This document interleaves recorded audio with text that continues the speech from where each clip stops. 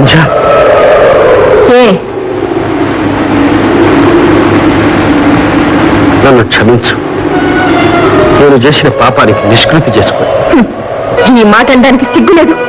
సంధ్య, ఆవేశాలకు అసహ్యాలకు ఇది సమయం జరగకూడదు, జరిగిపోయింది. ఇది అపవిత్రంగా, అపరిందగా, అవమానంగా పరిణమించక ముందే మనం భార్యాభర్తలు మాంగళ్య బంధంతో దీన్ని మచ్చలేని అనుబంధంగా మార్చుకున్నాం సంధ్య.